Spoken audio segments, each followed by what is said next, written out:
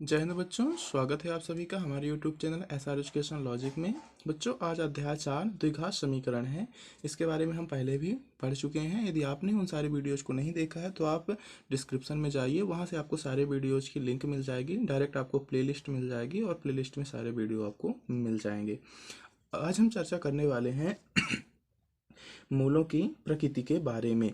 यानी जो हमारे द्विघात समीकरण के मूल होते हैं उनकी प्रकृति कैसी होती है, यानी मतलब वो कितने प्रकार के होते हैं, क्या क्या गुण व्यक्त करते हैं, उनके बारे में हम चर्चा करेंगे।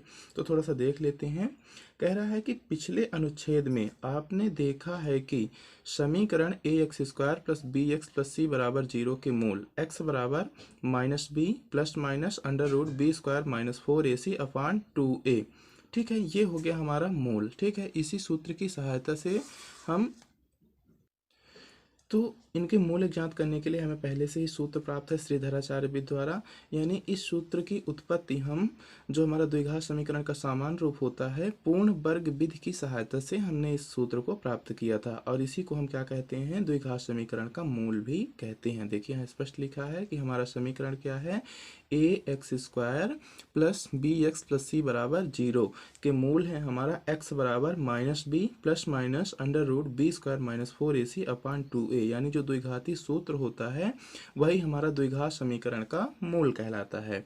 अब आगे है कि द्वारा देय होते हैं, यानी इस सूत्र की सहायता से हम मूल ज्ञात कर सकते हैं। फिर बोल रहा है कि यदि बी स्क्वायर माइनस 4ac बड़ा जीरो है तो हम दो भिन्न और वास्तविक मूल minus B upon 2a plus under root B square minus 4ac upon 2a और minus B upon 2a minus under root B square minus 4ac upon 2a प्राप्त करते हैं। देखिए यहाँ ये बोल रहा है, पहली कंडीशन हमें बता रहा है, पहली शर्त ये है कि ये जो विविक्तकर यानी बी स्क्वायर माइनस 4ac, ठीक है ना, इसी को हम विविक्तकर या डी भी बोलते हैं। तो बी स्क्वायर माइनस 4ac का जो मान होगा, बी स्क्वायर माइनस 4ac का जो मान होगा वो जीरो से बड़ा होगा, मतलब धनात्मक संख्या होगी, 1 2 3 4 5 6।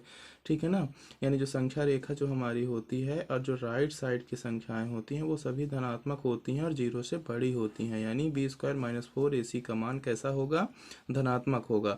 और जब बी स्क्वायर माइनस 4ac का मान धनात्मक यानी बड़ा होगा तो उस समीकरण का या उस द्विघात समीकरण का जो मूल होंगे दो अलग अलग मूल प्राप्त होंगे, यानी दो भिन्न भिन्न मूल प्राप्त होंगे और दोनों मूल वास्तविक होते हैं। इसमें पहला मूल हम इसको कह सकते हैं और दूसरा मूल इसको कह सकते हैं। देखिए यहाँ सिर्फ चिन्ह का डिफरेंस है, यहाँ प्लस है और यहाँ माइनस है, प्राप्त करते हैं।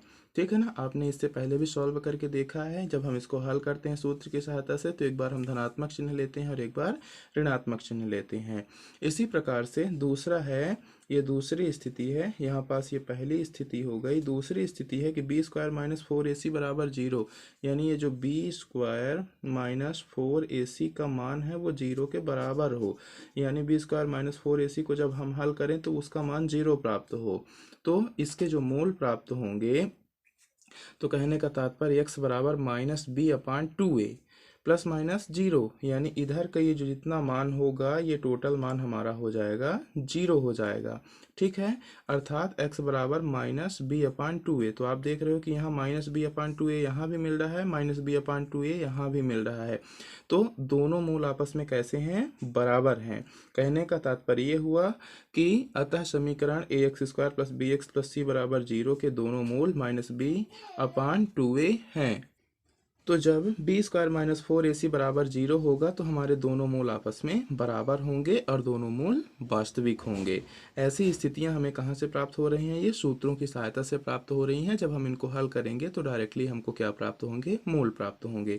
तो सिर्फ आपको इतना ध्यान में रखना है कि जब बी स्क्वायर माइनस 4ac बराबर जीरो होगा तो दोनों मूल हमारे वास्तविक होंगे और दोनों मूल समान होंगे। सूत्र रूप में बात की जाए तो दोनों मूल हमारे माइनस बी अपान 2a के रूप के होंगे।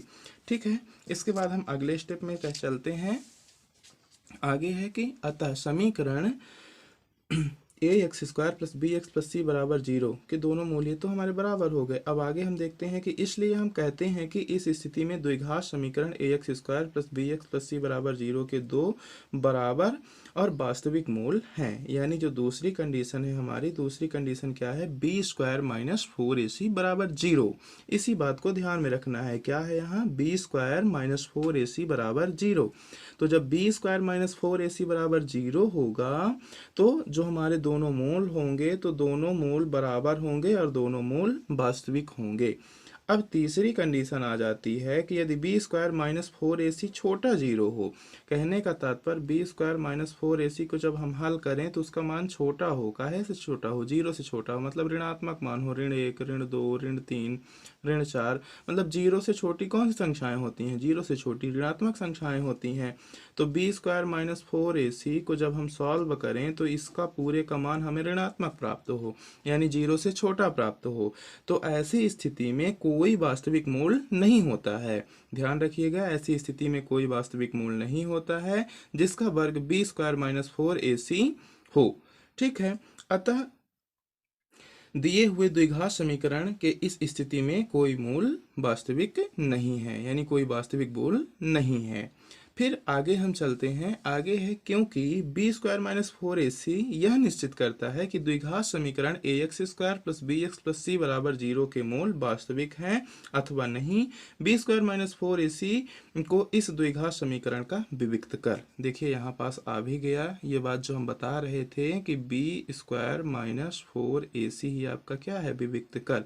ठीक है, इसी को हम बोलते हैं, देखिए DIS, फिर है CRIMI, तो ये हो गया डिस्क्रिमिनेट नेंट।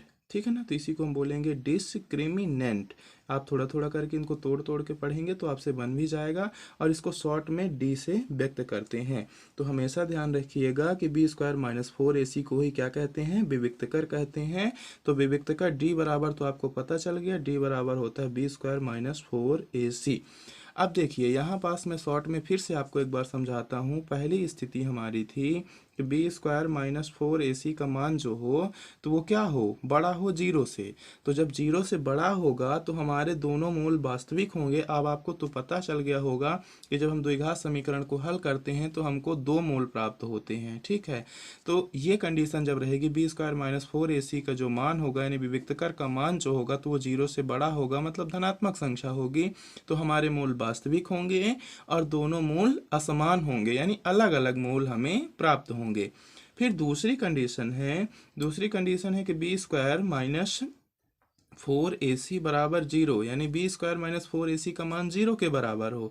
तो जब 0 के बराबर हो जाएगा मान किसका, विविक्त का d का मान, बी स्क्वायर माइनस 4ac क्या है, d है। ठीक है, तो इसका मान जब 0 हो जाएगा यानी 0 के बराबर हो जाएगा तो दोनों मूल हमारे वास्तविक होंगे, लेकिन दोनों मूल आपस में समान होंगे। तीसरी कंडीशन आती है, तीसरी कंडीशन में विविक्त का d का मान यानी बी स्क्वायर माइनस 4ac का मान छोटा हो जाए 0 से। तो जब बी स्क्वायर माइनस 4ac का मान 0 से छोटा हो जाएगा तो हमें कोई भी मूल प्राप्त नहीं होंगे। ठीक है, यहाँ पास देखिए ये तीनों बातें फिर से लिखी हुई हैं, आप एक बार फिर से दोहराएंगे तो आपको कंठस्थ हो जाएगा और आपको कोई भी समस्या नहीं होगी। तो देखिए बोल रहा है कि अतः द्विघात समीकरण ax square plus b x plus c बराबर 0 के पहली स्थिति में है दो भिन्न वास्तविक मूल प्राप्त होते हैं। बिल्कुल रट लीजिए, दो भिन्न वास्तविक मूल प्राप्त होते हैं। कब, जब बी स्क्वायर माइनस 4ac बड़ा 0 हो। जब बी स्क्वायर माइनस 4ac बड़ा 0 होगा तो दो भिन्न वास्तविक मूल प्राप्त होते हैं। देखिए हो गई पहले कंडीशन। दूसरा है दो बराबर वास्तविक मूल प्राप्त होते हैं, यानी दोनों आपस में बराबर होंगे और दोनों कैसे होंगे, वास्तविक मूल होते हैं। कब ऐसा होता है, यदि बी स्क्वायर माइनस 4ac बराबर 0। कब होगा, बी स्क्वायर माइनस 4ac का मान जब 0 के बराबर होगा। तीसरी कंडीशन है यदि कोई वास्तविक मूल नहीं होता है, यानी इस स्थिति में कोई भी वास्तविक मूल नहीं प्राप्त होगा। और यह स्थिति कौन सी है, ये स्थिति है बी स्क्वायर माइनस 4ac छोटा हो 0, तब कोई भी वास्तविक मूल प्राप्त नहीं होता है। ठीक है बच्चों, इस प्रकार से हमारी मूलों की प्रकृति कितने प्रकार की होती है, 3 प्रकार की होती है। बी स्क्वायर माइनस 4ac जो होता है इसी को हम विविक्त का d भी बोलते हैं और इसी सूत्र से हम कंपेयर करके मूलों की प्रकृति को बता सकते हैं। तो ये ज़्यादा ही जरूरी, आपको 4.4 जैसे ही आप पढ़ने जाओगे तो उसमें मूलों की प्रकृति पूछेगा, तो हम आशा और उम्मीद करते हैं कि आप बता सकोगे, विविक्त कर ज्ञात कर सकोगे और मूलों की प्रकृति भी बता सकते हो। धन्यवाद बच्चों।